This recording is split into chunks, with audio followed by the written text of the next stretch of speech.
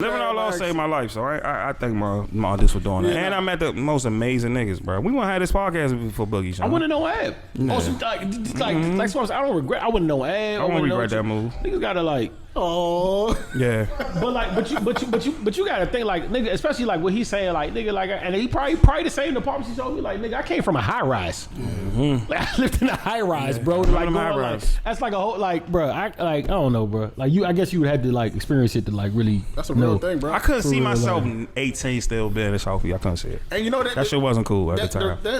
And niggas around the neighborhood used to joke, "Oh, you be outlaw? What the fuck y'all do? Skateboard?" That shit was funny. Skateboard. I was like, niggas, bitches outlaw. Fuck you talking about? Y'all ain't got no bitches around here. The one thing, this nigga said, "Yeah, nah, that's it's fact." Bitches outlaw, boy. The one thing I did, like, up until that point, I never realized how much like your environment. So funny shit. You live in the high rise too. That little shit, the apartments right here. High rise living is different, bro. Yeah. If you and I like that shit is really a different like that's the different thing, bro. Yes. Like niggas that know. A lot of menaces came from high rises. That's a little. That's a different thing. That's bro. the born threats of high rises. I'm saying that's a different little thing. Yeah. Like I always say, bro, that shit saved my life at the right time, bro. I focused more.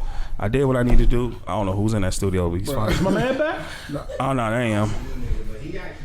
Your environment change. I want to change my environment right now. So it would change your perspective on shit in general, bro. I remember just walking around Lord like, damn, ain't no cops around here.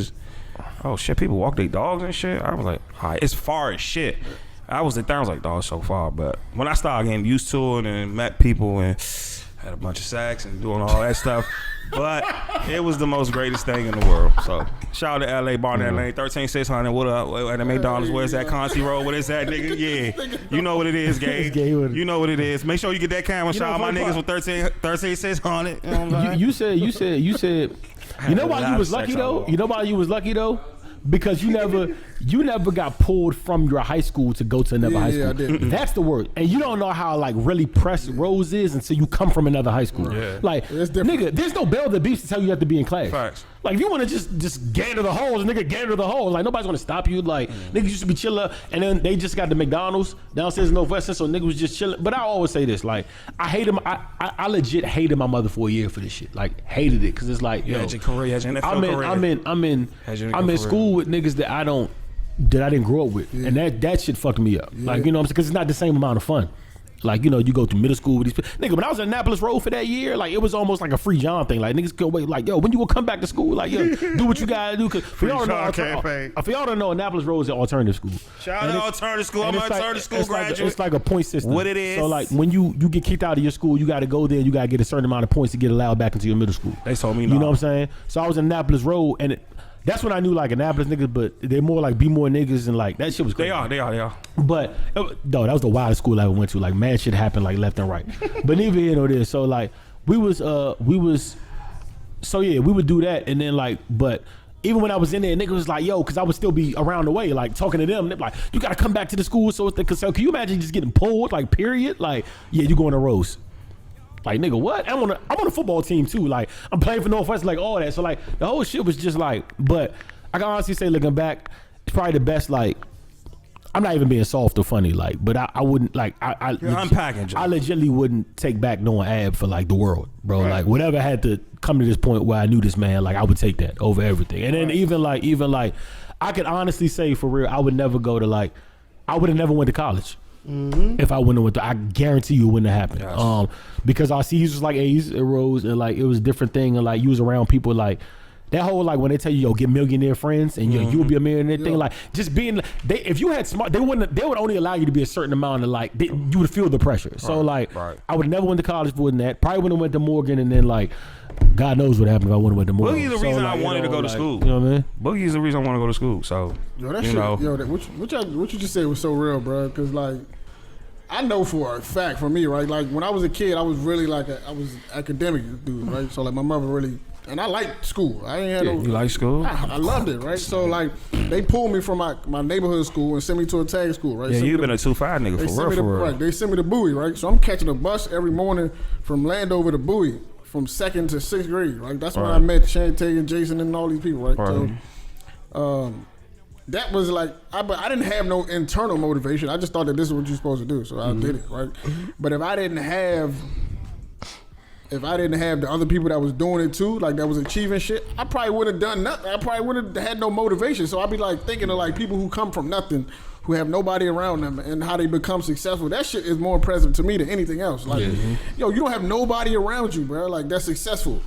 There's no success around you. You come outside, your neighborhood look like shit.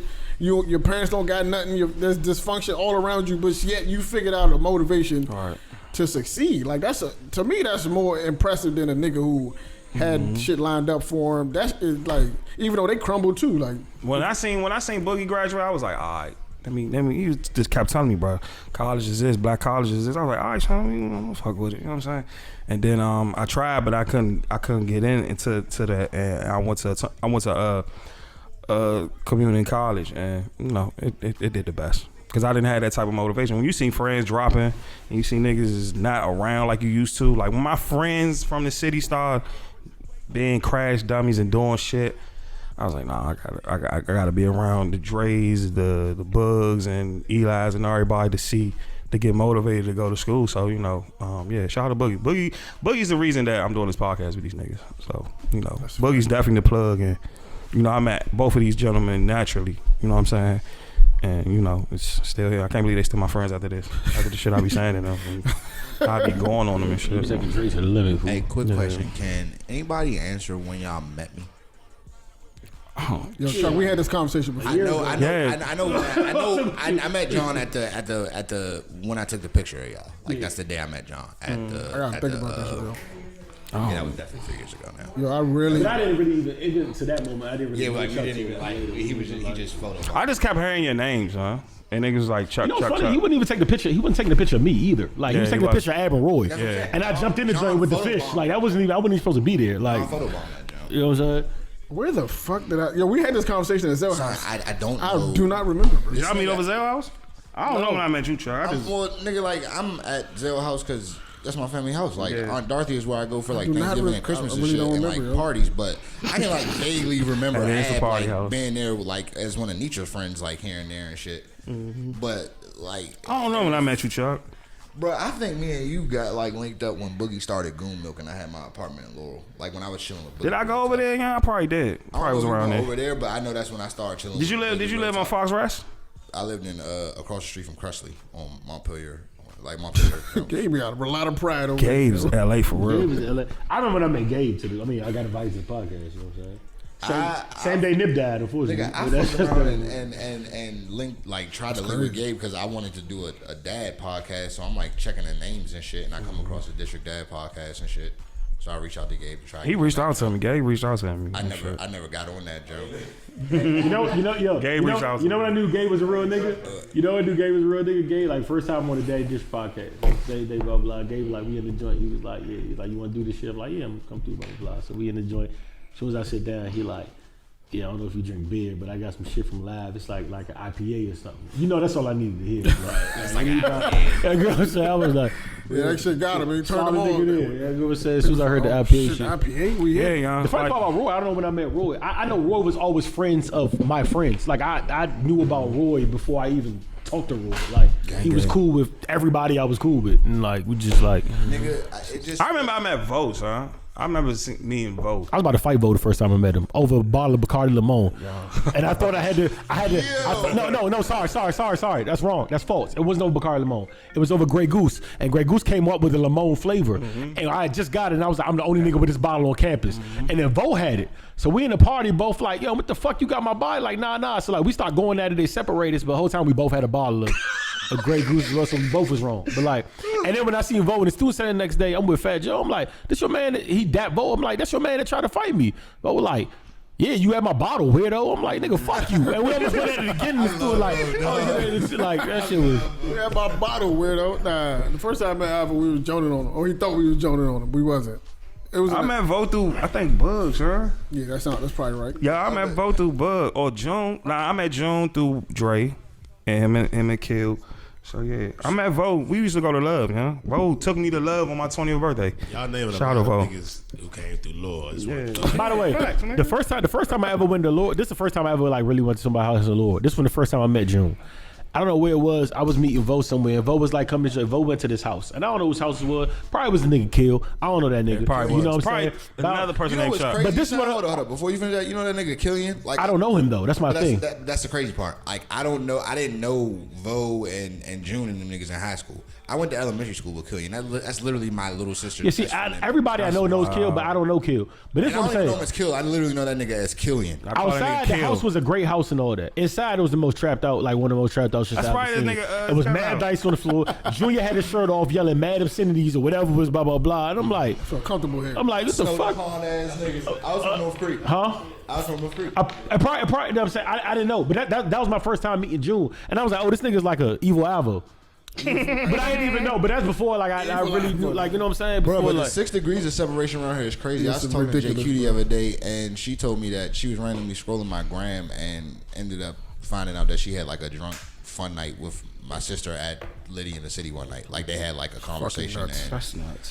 I don't know if y'all know my sister, dog. She's crazy in the bar. Fucking crazy. Lauren will buy a bar real fucking quickly. That's crazy. like she'll buy a bar. I play beer pong where she's really intense, bro. She's really intense. I remember she told me she's like, very competitive. Roy walked up to me and was like, "You're Chuck's little sister, right?" And I was like, "Yeah." He was like, "All right, yeah, you good for the rest of the night," or something to that effect. Like, he was come like, on, hey, man, he just watched out for me for the rest of the night. Hey, like, man, that's what I do, man. That's what I do, man. Roy Big Bro. Hey, that's what I do, man. That's what I do. That's how you gotta do it, dog. I used to see Ab at Boogie Joint. He was just cool, bro. And then Ab had he did the cool party shit, and I was like, I fuck with this nigga. I love y'all. I naturally like. I had a natural love for Ab and John. I love Fest, man. I love y'all niggas. Cause me and John, we was friends because he used to talk shit about the fucking Redskins, and then he was. That sounds and right. then you know. I actually got to know John through the podcast.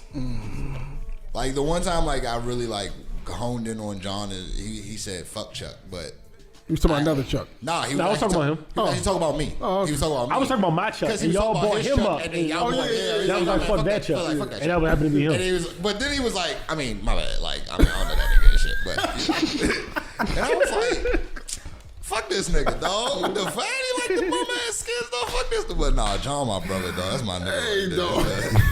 But like literally, like that was the first time John got an emotional response from him. Like, all right, I gotta see this nigga in real life. Fuck this nigga, man. Fuck this nigga. He said this shit so smooth. Like, Hey, if it wasn't, I don't even know why. if it wasn't for Boogie, I wouldn't know none of y'all, bro. Can we- Shout out to Boogie, bro. Yeah, shout out to the Love Fest, man. Can we switch gears a little bit? I want to talk about how Keisha Cole is about to scrape Ashanti.